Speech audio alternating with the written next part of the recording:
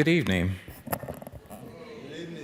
I'm Leslie Walker of our Public Programs Department here at the National Museum of African American History and Culture, and it's my pleasure to welcome you all to tonight's program, which we are celebrating Making Home, the Smithsonian Design Triennial, a collaboration between the Cooper Hewitt Museum in New York, as well as our exhibition, Reclaiming My Time. We are honored to be joined by 4 remarkable artists and designers featured in Making Home. Their work challenges us to see domestic spaces not as shelters, but as places of identity, resistance, and cultural storytelling. We have with us tonight Robert Earl Paige, a Chicago-based artist whose 6-decade career spans textiles, architecture, and activism. A key figure in the Black arts movement, his work has been exhibited across the country, including in recent retrospective at the Hyde Park Art Center. Renée Stout, based here in Washington, D.C., is known for her powerful mixed media work that draws from the African diaspora as well as spirituality. Her pieces are in collections in major museums across the country, and she is the first American artist to be exhibited in the Smithsonian's National Museum of African Art. Jomo Tariku, whose bold and wonderful, I hear a yes, wonderful sculptural furniture is featured all over the country, here as well as the LA County Museum of Art. His work is inspired by African heritage, and he's a leading advocate for the inclusion of Black voices in design history. And lastly, we have Hadiya Williams, who also is based here in DC. She's a decorative artist whose work pays homage to cultural traditions of the African diaspora. She's the founder of the Black Pepper Papery Company, and her work is featured in major publications and permanent museum collections. Tonight's conversation will be led by Dr. Michelle Joan Wilkinson, who is our supervisory curator of architecture and design here at the museum. Michelle has co-curated Making Home, as well as the groundbreaking Reclaiming My Time exhibition, which is upstairs on the 4th floor. So thank you again for being with us this evening. We hope tonight's conversation sparks ideas about how we can make and remake our homes. But before I leave the stage and welcome our speakers to the stage, I want to provide special thanks to our partners at the Cooper Hewitt. That includes Alexandra Hadowski, as well as our very own Dr. Miriam Grotti-Jacobs for developing and producing this program tonight. So now please welcome to the stage Michelle and our esteemed panelists.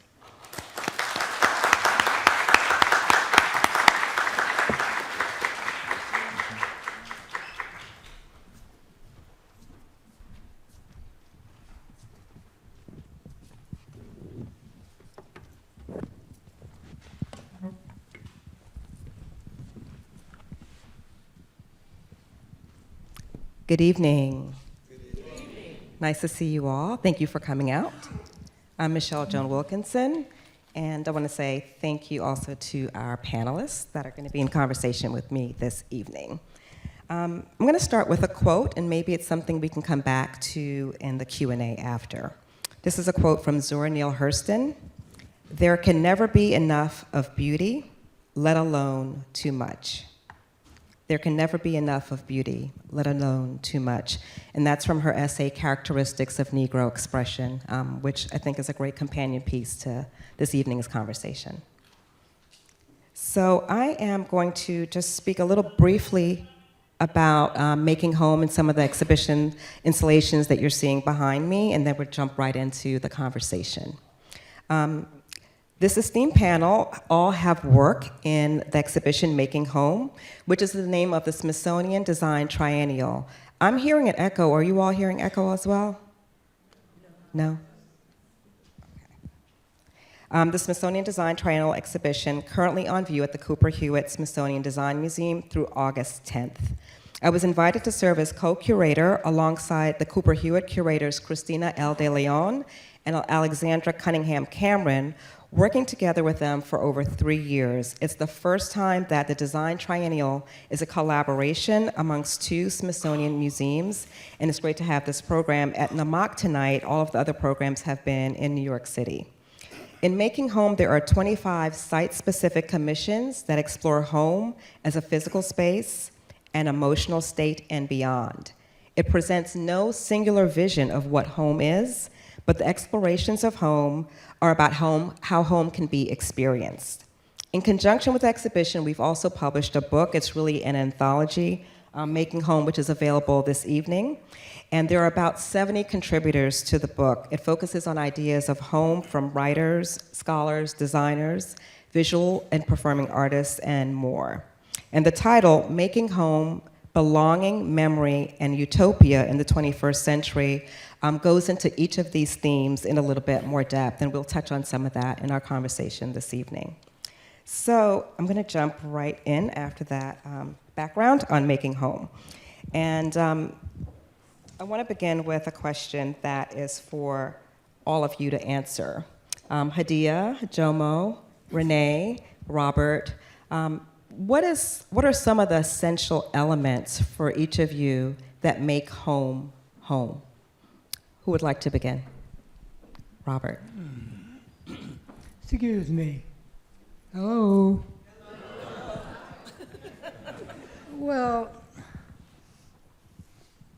in my part of the exhibition at the Cooper, Hold it closer. I took a poem from Robert Frost, and it was, and I'll paraphrase it, home is a place when you go, they have to let you in. And so that's kind of the way that I felt about it. And then today, I spent my morning here in this museum, and it felt like home. You know, the relationship to all the exhibitions, you know, to see Richard Hunt in the lobby, who is a dear friend of mine from Chicago. I'm from Chicago. And it was all home. So to me, home is a place where you go, where you're loved and you're appreciated.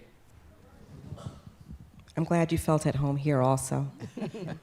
Renee? For me, it's like home is like the place where you can go and know that you're safe and it's your space and that it's like you're in charge, you know, you're the boss, you know, and you can just be yourself. And the reason why I'm setting that up is because when I get to the point where I'm going to talk about my installation, it has a lot to do with what I just said. For me, it is like a mini personal museum in a way. It's a space we curate for ourselves. Mm-hmm. It's a space for respite. It's a place for retrospection, a place for family to join you in this curated space, a reflection of all your travels because you bring things and you display them. It is truly a curated space that is a reflection of yourself and of your family. I'll say that home is a place where you feel safe, where you can exhale. I agree with the other panelists. I think all of that encompasses home. And yeah. Thank you all for being brief on that one. Your installations, like the publication, reveal themes of memory and belonging. Each of you also engage African diaspora cultures and experiences in your work. Do you intentionally consider expressing heritage, and I'm putting that in quotation marks, in your creative practice? So do you intentionally consider expressing heritage in your creative practice, and how do you approach doing so?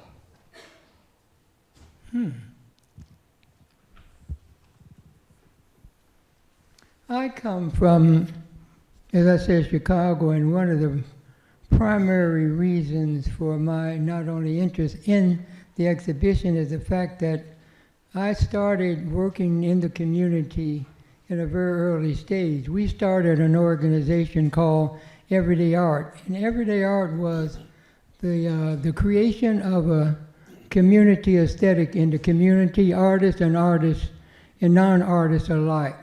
So my inspiration has always been about my love for my community, my appreciation for my colleagues, and just the idea that beauty is one of my prime principles. Great. Yeah, for me, what was the question again? There's a lot of resonance to African diaspora cultures and heritage, yeah. Okay. You know, it's like when I wake up. Hold the mic a little closer. When I wake up in the morning, it's like I'm not thinking about heritage. I'm just a person who is just waking up in the morning. I want my coffee. You know, I don't think about what's going on in the outside world. Home is that cocoon where I'm just, you know, I'm just there and I'm being who I am. But who I am is naturally reflected in my environment. So heritage is naturally going to be seen. If you walk in my space, you'll understand, you know, what my heritage is by seeing the things that I collect and what I choose to live with, you know, and that kind of thing. It's not a conscious choice. It's just the things that I'm attracted to and the things I want in my space. Great. For me, it's been a conscious decision. It's been a 30-year journey on experimentation on how I can incorporate my own African heritage into furniture. It started as part of a thesis project in college. It was an investigation to see and to find out why we were missing from the design canon of all the books that I was looking at when I was in university. So I extracted and made my own design language to reinterpret back into my own furniture work. Can you say a little bit more when you say your African heritage? Maybe drill down a little bit on how specific that was for you. So it would be going through a process of research, finding out new things about my own self, my own culture, my own country, making a whole bunch of sketches and coming up with new ideas, making sure my work is as modern as possible, but is built on the accomplishments of what ancestral work has been contributing through the years. Naming my work after the things that inspire me. I'm not trying to hide where I'm getting my ideas. Creating new ideas is kind of a difficult thing to do. So it's built on many artisans' work. So it's always a reflection of somebody else's contribution. Great. I have one more follow-up. As you see, we have some slides scrolling in the back, so there will be a time when the audience will be seeing some of your work, Jomo, and there are some chairs that are on view. Can you speak a little bit about the Ethiopian-American connection, that heritage that's coming through in the chairs that are, even in Reclaiming My Time, we have your, is it Mekwamia chair? The Mekwamia chair is on display upstairs. Mekwamia is a prayer staff that is used in the Ethiopian Orthodox Church. So I do use, my work is not always a reflection of another piece of furniture that I see from the continent of Africa and trying to do a modern reinterpretation. Even though I do that, half of my work is also to look at other artifacts and trying to see how far I can push an idea to create a new, a design that kind of complements it. But if it is, you'll see it in the slide, a real Mekwamia next to my own Mekwamia chair, and you'll see what the connection is, but a very modern interpretation of a pre-existing work. Thank you. And Hadiya, do you want me to repeat the question? Yes, okay. please. Your work engages African diaspora cultures and experiences, and do you intentionally consider expressing heritage or your heritage in your creative practice, and how do you do so, if you do? So anyone who knows my work, they know that is the language I definitely speak about, heritage, ancestry. Maybe around 2015, I started doing some light genealogy research on my matrilineal line, and that kind of became the foundation for my work, because at that time I was still doing graphic design. So when I moved into doing decorative art, that was the basis for it. It was that genealogy research, the looking at the records. So I would say, yeah, absolutely. What did you find in the genealogy research? I found out more about my grandmother, she passed in like 1997, but I didn't know a lot about her. I didn't know a lot about her mother, my great-grandmother. So being able to kind of find out more about them through these records. Anyone who's done genealogy research knows what that journey is like. It was very, I guess, transformative for my work and for just personally, and it really opened up my interest in like what I wanted to pursue creatively. So. Wonderful. We'll probably come back to that a little bit when we talk a bit about your installation for Making Home. So actually, before I continue, does any of the panelists want to ask a question to anyone else based on what they've just said? Do you have any questions for any of the other panelists based on what was just shared?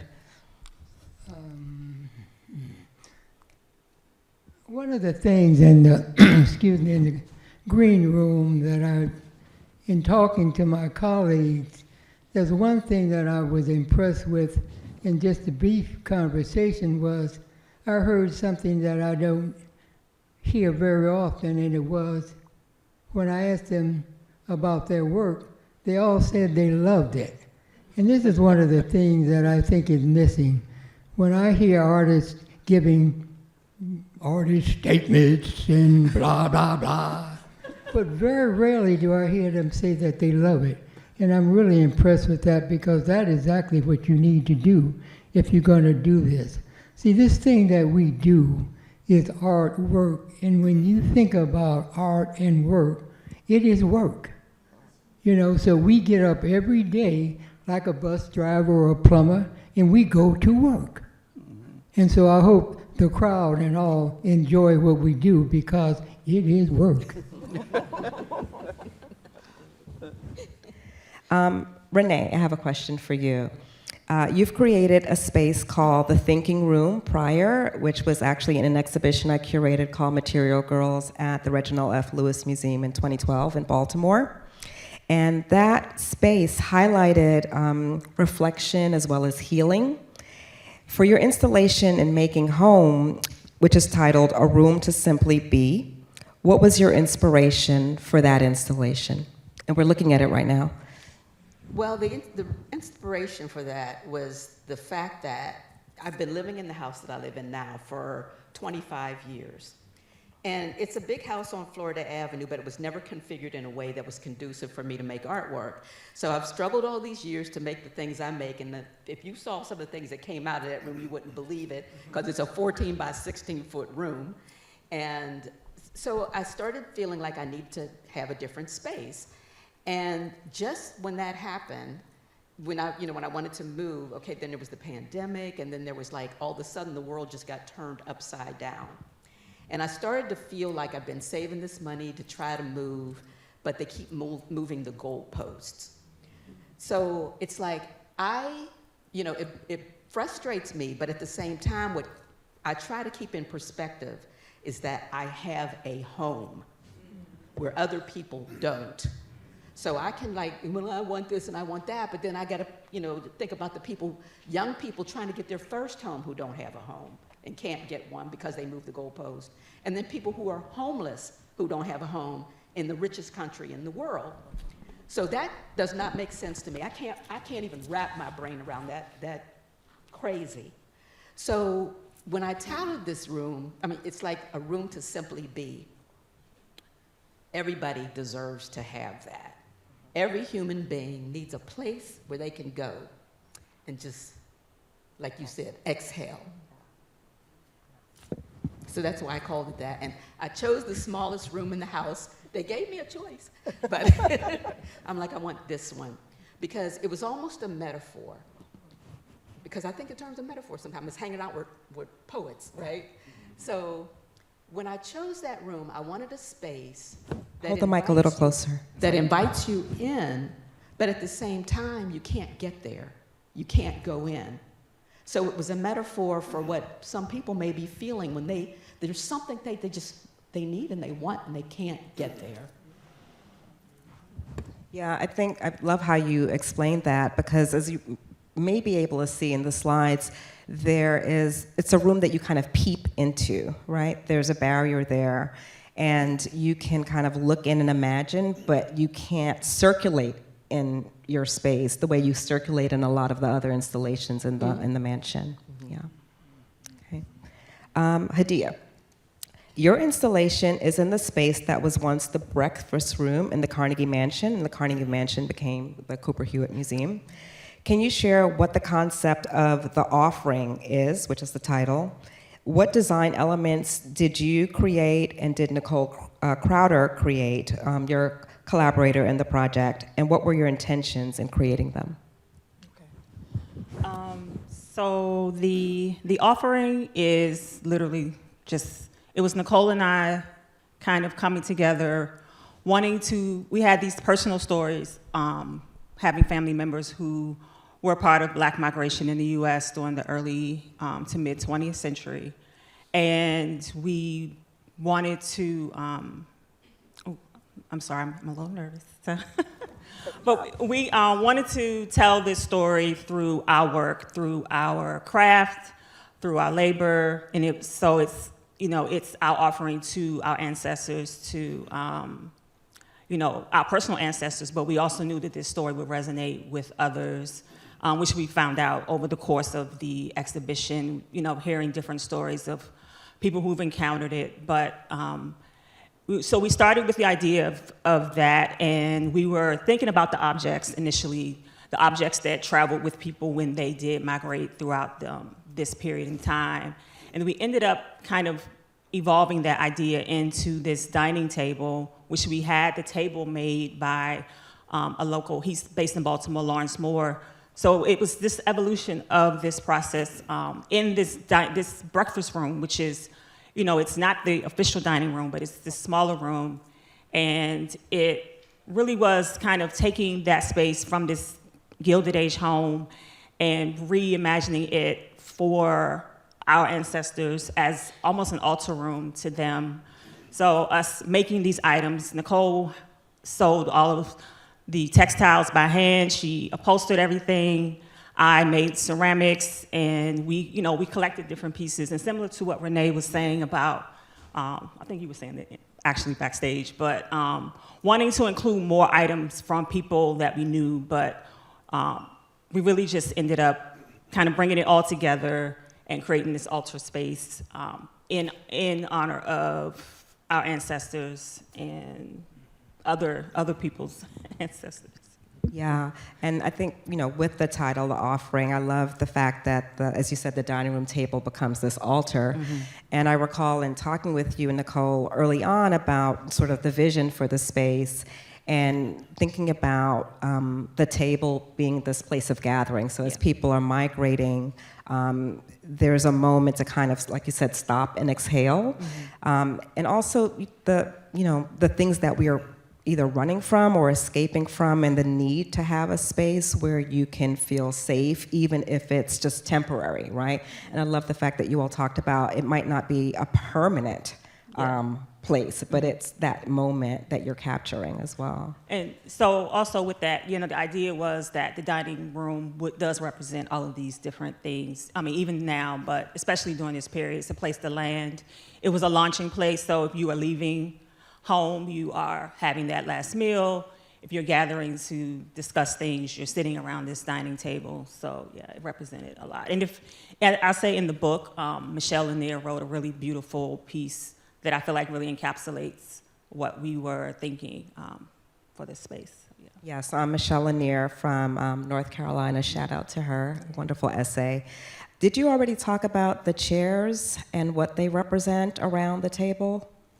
So the chairs that we had, we chose different chairs that, were that existed during these different decades. And they essentially represent like the 6 decades of this Great Migration period, which was, it's roughly 1920 to 1970. Sometimes people include 1910, but it's the same period as a lot of things. You have like this movement from the Art Deco period into mid-century. So I feel like that span of years really encapsulates a lot of evolution for Black people in America, and the idea of this I won't say upward mobility, but there was a lot of shifting for us during that period. So. Yeah, and it's this, we can actually see it here, but it's the image behind.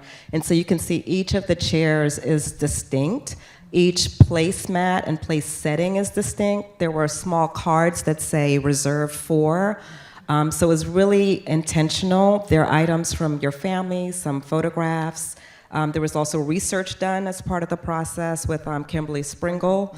So it was really, well thought out, crafted space that just brought a different vision to the Cooper Hewitt mansion. And I know it was one of the spaces, as many of the security guards move around the space of the Cooper Hewitt, they would tell me about how connected they felt to the story there. Yeah. My next question is for Robert. Robert, your textile designs grace an expansive central staircase and windows in the Cooper Hewitt Museum. They add joy and light to the space.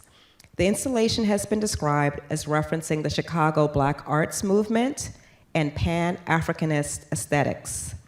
Can you share how these inspirations come into your work and what motivates your passion for textiles and patterns? I keep saying. Well, Chicago, as I said, is a wonderful place to be raised in. And if you think about it, and you think about the Black Arts movement, and you think about the 60s and the 70s, and you think about the staple singers and their respect tunes, or Curtis Mayfield, People Get Ready, and Marvin Gaye talking about what's going on. And so those things are part of my inspiration, other than the fact that, there was a time in Chicago that we're talking about where there's all these wonderful things happening, all these groups. And so my inspiration has been part of that, and kind of like Michelangelo talked about when he did David. David was in there. He had to bring him out. So I'm one of those that I never saw a piece of paper that I didn't fall in love with. And so I'm considered what I call myself a doodler, a dabbler, and a tinkerer. And so I'm forever involved in that process. And I guess it goes along with my 5 C's too. You want to know what my 5 C's are? Yep. And it's courage, commitment, consistency, curiosity, creativity with persistency. That's what I'm about. And you've lived it. I'm thinking about, in Making Home, the essay about Robert's work includes an advertisement for one of your early textile collections, and you were kind of teasing, saying there's an interesting story there. So I wanted to learn a little bit more about that. Yeah, the collection she's referring to was called the Dakabar collection, and it was a collection that sold in 156 Sears stores. And the way that came about, Sears in the black community was having trouble selling. And so we went to them with an idea of this line of textile. But what was really the key to it was it had to do with freedom of choice at the marketplace, which we still do not have. And so that was the impetus for that, and that's how that came about, and that's my little story. And what year was that, Robert? 1967. Okay. Oh, and then I did a collection, I'm bragging on myself, I did a collection for Walmart, and there was a yard goods that sold in 2,000 Walmart stores. So there is a need for what we all do to be more represented in more retail stores. Wouldn't you agree? Yes. That's a great, Renee, were you going to say something? No. Okay, looking at me. It's my turn, right? Okay. it's a great segue to the question that I have for you, Jomo. Your seating design is in both Reclaiming My Time and Making Home, specifically in the underground library, which we're actually looking at here. And it's a space that was developed by Black Artists and Designers Guild, for which you are one of the co-founding members, right? Yes. And in thinking about the two installations, where one welcomes visitors to sit and use the space, the underground library, and the other one is a display where you look but don't touch, which is Reclaiming My Time. Can you talk about creating design that people don't get to sit in because it's in a museum collection? And as a designer, do you have preferences about how much of your work ends up in a home versus a museum? Let me start with the last one. Obviously, there won't be any designer or artist who wouldn't want to be inside a museum, especially in a collection. It's the ultimate, the epic or the paramount of your career to be included with other, luminary creatives in the, that are recognized. So obviously, I doubt any of us creatives would hate to be in a museum. Okay. A home, of course. I mean, I studied industrial design. The whole goal is to create, and I specifically focused on furniture design. So the goal is to create utilitarian objects. Because I have my own studio, I tend to be a bit more creative and artistic about what I create, because part of the goal is to create these things that stand out and don't look exactly like somebody else's work. Coming to the two installations, I think that most of us are used to the fact that things in museums are not to be touched. So I won't delve in too much into that. But the one we did as part of an invitation by you or the curators for the triennial, in the space that was given to us, the Black Artists and Designers Guild, was the Carnegie's Library. So I consider what Mulaney Barnett and Layden Lewis, who came up with the underground library that we called, and the thing we created for that space, more like an intervention. And the approach was, if we're gonna get this space, we would like to make it interactive. After all, people like me are creating things that should be touched, that you should be able to use every day. We also, part of the theme when we approached this whole installation was, and the idea that these two creatives came up with was, they looked at how Black history was being diminished, especially as of late. So the idea of creating and bringing books into the space that used to be Carnegie's Library was, intentional. And we wanted for people to take out those books and open them up on the desk we created and the chairs we got. And we also made sure that this was more of a family experience. In a way, we didn't say just because we're this specific guild members can only show here. We made sure we invited other people, like inviting your neighbor when you're doing a cookout. So the barbecue might smell good, but if you don't invite the neighbors, they will look at you in a weird way. So it was a very engaging, challenging, wonderful project. It's something that I've never been involved in when it comes to curated spaces that my work has been to. Is like the question you asked is the don't touch approach that's happening. But our space ended up being where kids can come and sit. We even had a crazy idea that people could etch on the desk, like you would do if you were in a library as a teenager. But we thought that was going a bit too far.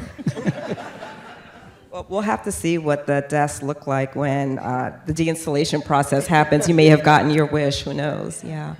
I'm just thinking, all of you have seen the exhibition Making Home. Our audience members, some of them may have, they're seeing some installations, but are there any spaces other than your own that particularly resonate with you that you might share with the audience? Something for them to look at or look forward to and seeing it before August 10th.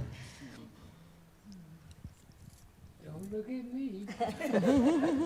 It's hard to say because it was such an interesting concept that you all did, and there's just so many things. It's like they're so different that each one is its own thing. So I can't say, well, I really like that space. So each one made me think in different ways and made me experience the house in different ways. Yeah. And for my part, you know, what I was thinking about was the idea that I went to Carnegie Mellon. So in a way, I'm coming full circle because I'm doing an installation in Andrew Carnegie's house, right? Yes. And so to walk through that space when they first invited me up to see, you know, pick a room, and I knew that I was going to do a space that felt like an interior that I would live in. And so I thought it was important to have these ancestral portraits. They're not necessarily my ancestors, but they represent African American ancestors. Right. And to be able to have portraits like that in that space, which has ancestral, you know, which would have had ancestral portraits. So I inserted my ancestral portraits into that space. So I was very mindful to make the way I decorated my space play off of that, you know, that interior for multiple reasons. Yeah, the conversation is happening then between, your installation and the use of the space or how it had been used. Right, right. So, which is why, you know, I maintained those aesthetics that would kind of, you know, play off of the house. One of the things I really love about your space, you have African carved wooden sculpture, but it's sort of in the corner, and you really have to peek and turn your head to the right to really see it. It becomes almost a startling but wonderful surprise. So I think the way, even though it was a small space, the way that you were able to really activate it was really beautiful. I should remind the audience that there are note cards that you can be using to write questions. We will be able to take some questions from the audience. So I guess raise your hand if you would like a note card for the person that's passing them around. Can I add? Go for it. Just if you happen to be in New York before the show closes, related to this space we curated, I want to mention two things.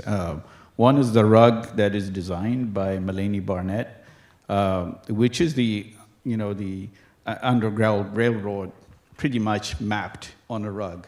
So you would, actually see what it took, and there's a North Star emblemed on it. Yeah, I'm not controlling, but if the person that has the control, it's the image that has the large blue rug, that's Jomo is referencing. Yeah, and it's called Liberty Line. Yes. And the next one is different artists that we invited created vignettes inside the plexiglass boxes. Most of them are heirlooms from their family. So it's telling their family story through these small boxes, that space we gave them, that each artist or designer that was invited that created it, and just slowly walk and look at each one. Yeah, I think with the library, there are maybe about 40 different artists and designers featured in that space. Not to mention all of the books, the hundreds of books that are there. So it really is a transformation of what that library was prior. As we're getting questions from the audience, I have, I think maybe my last question for you all, directly from me. Are there lessons you learned about design in home spaces or live workspaces that can help all of us positively shape our environments? Well, Your I mic. have a whole slew of stuff here. But one of the things Robert, your mic. Sorry. One of the things that I've been preaching to my colleagues, and now I have new ones, is that done is better than perfect, and to make it exist and improve upon it later on. See, one of the things I think that's missing with the arts, and this is my personal opinion. To be creative, you have to be in a state of play. And what that means is that if you're worrying about making mistakes, then you're going to miss the opportunity of saying, what if I do it this way? Or what if I do it that way? And then mistakes is the killer of creativity. I got a little more, but I'm going to save it. I actually really appreciate what Robert said, Mr. Robert, I'll say. Because I think Nicole and I, being tasked with this, doing it from a distance, was a challenge in a way, because we don't come from an interior background design, so we were trying to design this space from a distance, and both of us kind of do things when we do spaces intuitively, and we really wanted to be able to do that, but with the museum being such a historic space, it really needed to be kind of completely mapped out beforehand. So that was learning, I think, and what Mr. Robert was saying was about not being afraid of making mistakes, being able to play, being able to see, what you've done, and thinking about ways you could do it differently, but, kind of seeing it all mapped out was really, it was great, and like I said, it was a challenge, but it was a new place for us to kind of exist within and work within. So I appreciated that. Yeah, it's play. It's all about play. That's all I do. I feel like Pippi Longstocking and without the adult supervision when I'm in my house, just like playing everywhere, right? But I think that people sometimes take design too seriously in your own space. It's like you have to be able to not take yourself too seriously and move stuff around. The house that I live in now, one of the frustrations is, like I said, there's space there, but the rooms are all very tiny. And the way the house was, there are no corners. The living room is an octagon. Mike. The living room is an octagon. So it's kind of hard for me to shift furniture around. So pretty much every room in the house has been the same way for 25 years, right? And that is like hell for me, because I used to live in an apartment and I had more space to switch stuff around. And it would be like, okay, every 3 months I'm moving the furniture around. And I think that if you have space like that, start moving stuff around and get a different perspective. Add a pillow somewhere. It's just like, if you can do that, that's how you create your space. It's a living, breathing thing that you're constantly, feathering your nest and, making it nice for yourself. Don't think that the furniture has to stay the way it is because the couch fits there. Move stuff around, play. I do that all the time, and then I take pictures of it. Sometimes I share it on Instagram. Some of y'all may know. But it's part of my creative practice. Yeah. I think partly as a curator, but just as a human being. Bell Hooks says we all live in design spaces. Probably other people have said that too, but when she said it, it resonated with me. And I take very seriously, I don't come from a design background, but the privilege of getting to think about architecture and design from within the perspective of a National Museum of African American History and Culture, in conversation with a Cooper Hewitt and in conversation with all of you, I feel like, oh my God, I get to do this for a living. I get to play in my space, and I get to have the conversations that are in my head with a larger public. So it's been really, really fascinating. The curiosity, I get to keep the curiosity alive. And, even just thinking about putting together the PowerPoint, I was just getting excited about the images because I wanted to be in all the spaces. So we do have some questions from the audience. In terms of aesthetics and function in furniture design, how do you work through the tension of how a piece looks versus how it works? That would be for you, Jomo. I'm looking at Robert. It's really the way I design things is consistent iteration of one simple idea. I have a specific way of approaching things from the things that inspire me. So initially, I would just go through loads and loads of books, just capturing things that interest me, and not necessarily furniture pieces. It could be anything. I mean, you've seen, like my Niala chair is inspired by a wildlife. So it's not necessarily even an object. Now, through the refinement process, I mean, this is where my industrial design side kind of kicks in, and start worrying about how something is put together. It's something efficiently can be built. Can it be built by me, or do I have to involve other people? this consistent investigation, and I'm a mad thumbnail sketcher. I am consistently, especially when I'm traveling. I used to do it. I used to work at World Bank here, and I would take the metro every day. That's my sketching time. And a small sketch pad was a thumbnail sketch.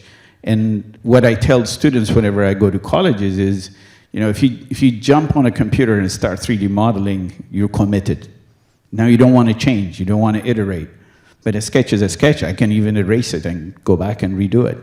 I can overlay it on top of it and do that. So that refinement is what gets me that final work. Okay, great. Does anyone else want to answer that? Robert, are you interested in answering that question as well? How it works versus how it looks. Design is not about what it looks like, it's about does it work? You know, Buckminster Fuller, and I'm full of things from people that I have admiration for. And he says when he was working on something, he didn't worry about it until at the end if it wasn't beautiful. And I think this is one of the things that we're finding very difficult to find in any conversations, things about beauty. I'm in pursuit of beauty. I'm trying to turn ugliness into beauty. So my thing is that beauty, beauty, beauty, and more beauty. I write in my journal every other day, I crave beauty. You wrote that. I remember the quote unquote artist statement about what you wanted to do. That was one of the lines in there. I crave beauty. Yeah. And it goes back to the Zora Neale Hurston quote that we started with also. Yeah. Hadiya, do you want to talk about how it works versus how it looks? Well, I appreciate the conversation about beauty because I think, aesthetics are, I know there's sometimes this delineation between design and art, but I think always including the beauty in the design is, I think that's the part that really makes it work, for lack of a better word, but yeah, so. Okay. We do have a lot of questions, so I will go to another one. There was one here. Has being part of Making Home made you think differently about your practice? Were you able to try new things? Are you inspired by the project to do anything differently moving forward? No, not really.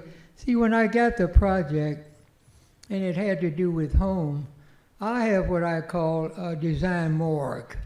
And a design morgue is, when I teach my students, is something that you look through magazines, you look for photographs, and you cut them out and you put them in this design morgue. And it's not that you copy them, but you use them as inspiration. So I'm on that continued quest to continue thinking about things, how they affect people, the things that people love. Because I heard one of my colleagues mention, we both are doing or have done design for large manufacturers of fabric. And my point is, we're both probably fine artists in a commercial body. When I think about myself being a fine artist, I think about, of course, selling the $1 million painting. But in the meantime, I feel that I need to put those damn designs on anything. Whether it's a napkin, tote bag, cup, you name it. I'm about it.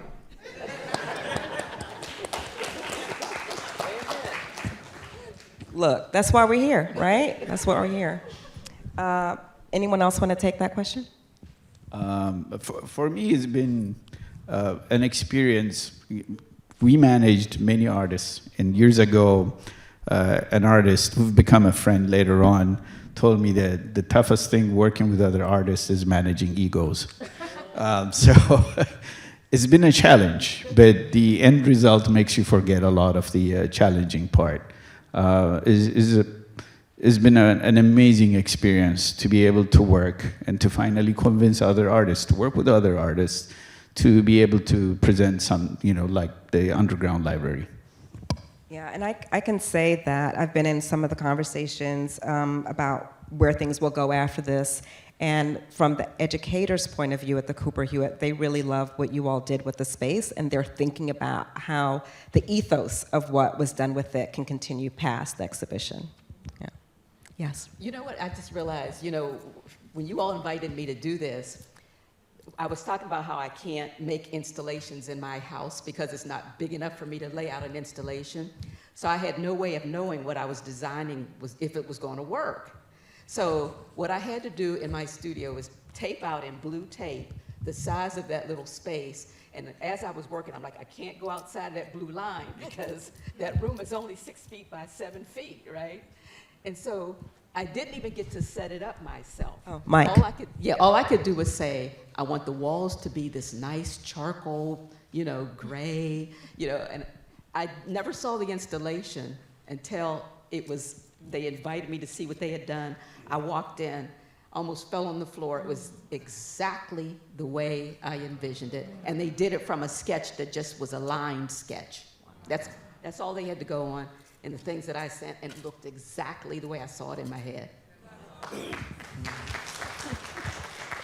Renee is also a professional, so you prepared us. So we had good material to work from. But kudos to the fabricators, to the installation team, the exhibition team. They were very intentional and thoughtful about all of the engagements with all of the participants. Yeah. Another question: what is the most important room in your own home, and what was important to design in that room?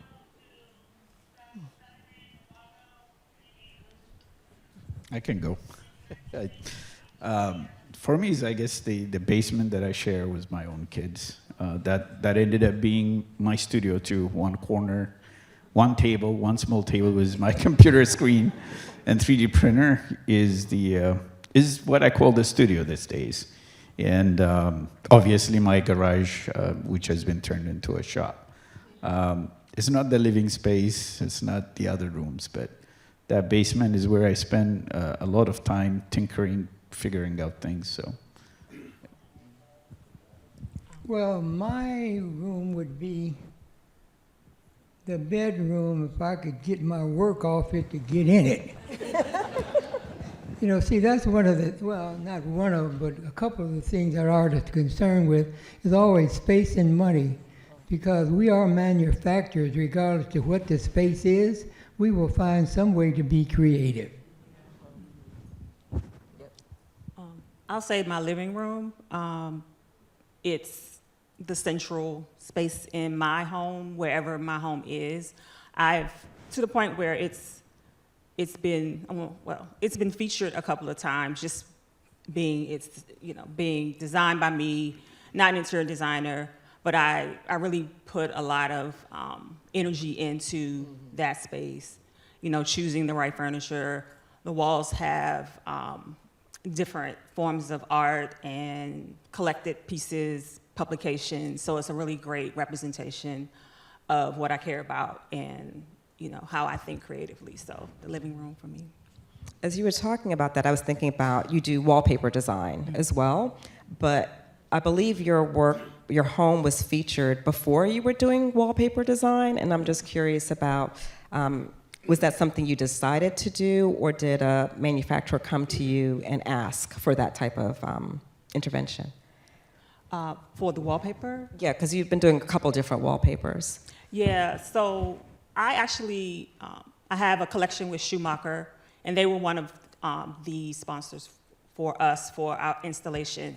But they came to me to do wallpaper. I hadn't done anything like that before, and they knew I hadn't, but they liked what I'd already been doing up until that point. So they really wanted to kind of take the work that I've been doing. At that point, it'd been like ceramic work, and I kind of was doing some, not surface design, but I was using paint and different materials to create designs. And I guess they saw the potential for what that could be in the form of textiles, in the form of wallpaper.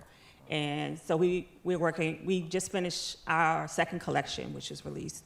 And I also have wallpaper with Brewster, so Wall Pops is the peel and stick.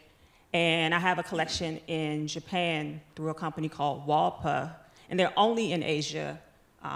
And so that one is, yeah, it's really cool working with them. And so I really love doing that, and I look forward to kind of doing more collections. So. Yeah, just thinking about, the question about, because there is, all of us put intention, right, into our spaces.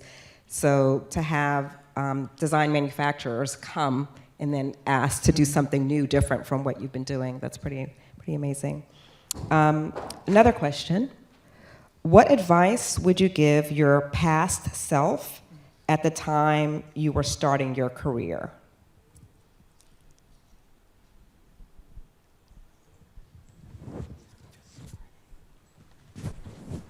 Pass.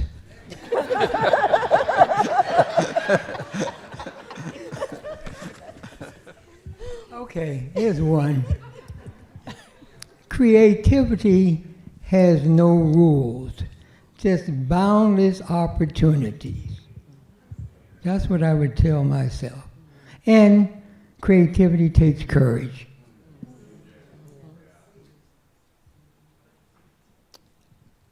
You want me to read a different question?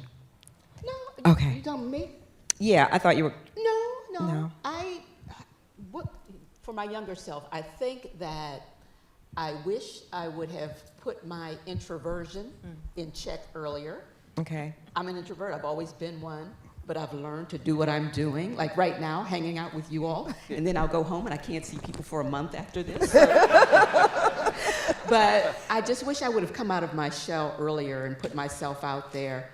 Not saying that it would have turned out any differently, but it could have. So that just to be just a little bit more out there and stop being such a homebody and yeah. And I'll modify that question in addition to that question, if not to your past self, to someone that's new to the design field now, a newcomer. For me, what I've seen is, through the journey I've had, I keep saying it's a third-year journey. I really took my thesis project when I was in college seriously. I really thought at some point I'll have an impact. In that 1-year investment in the thesis, if you're a design student, you end up doing thesis for a couple of semesters, not a whole year. What's the title of the thesis? Creating the contemporary African furniture. So I really looked into that. I invested my time. And I'm glad I did that at that time, because it really got me where I am. And that passion and love that we talked about, Robert, earlier, comes from that. There's been letdowns, many of them, but I knew I had to stay on this journey, because I knew if I kept on it, I could make an impact. And just building on what you said, also, I come from a culture that say, let your work speak for itself. So that introvertness just was inside me all the time. Get out of it quickly. This is not an industry. You have to be the one defending your own work. If you keep quiet until someone likes your work, I don't think it's gonna work out.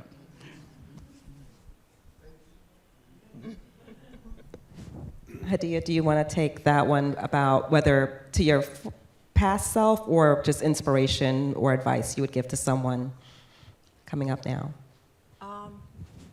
I say if you feel something creative and you want to pursue it, pursue it.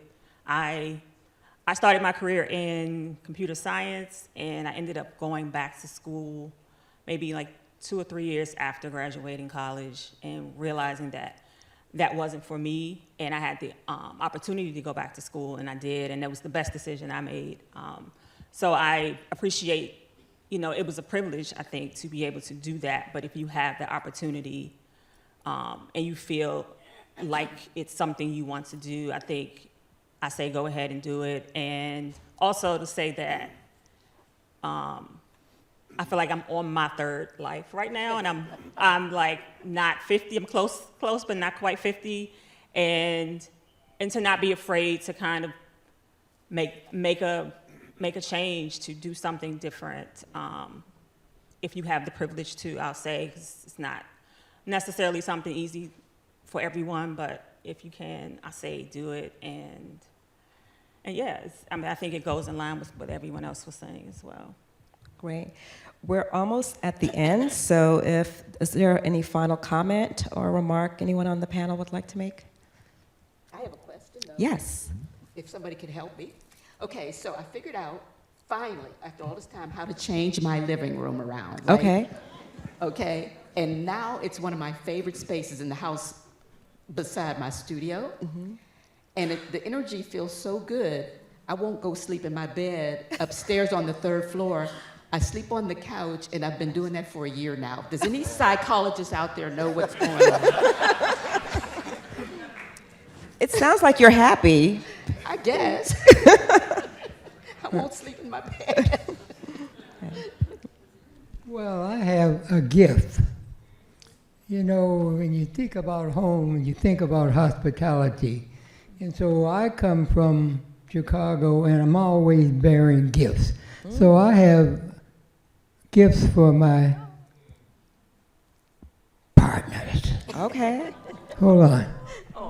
You see, because if you're curious, then you're going to find that you can look up and you say that there are symbols that represent home.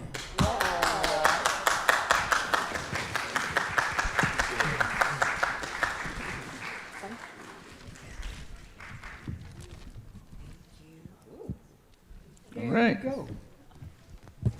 Yeah, Thank they're you. Buttons. I'm, as I said, you know, put my effort on anything.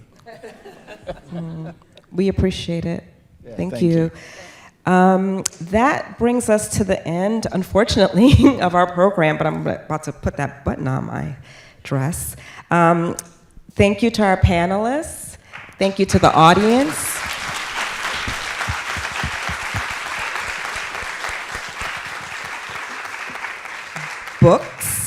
Books, Making Home, Belonging, Memory, and Utopia in the 21st Century are available for purchase. The museum shop will be open until 8:45 this evening, and there are signed copies available for purchase. Making Home is open until August 10th, and the next time you're at Namak, Reclaiming My Time, come and visit us on the 4th floor of this museum to see that exhibition. It'll be open until January 2026. Thank you for attending. Have a good evening. Safe travels home.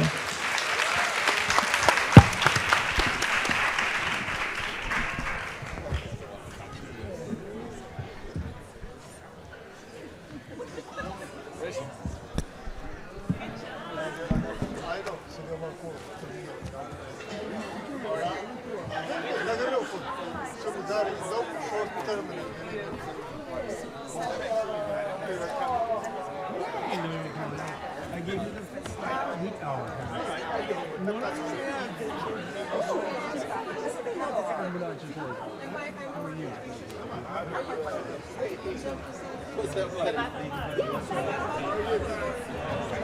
you?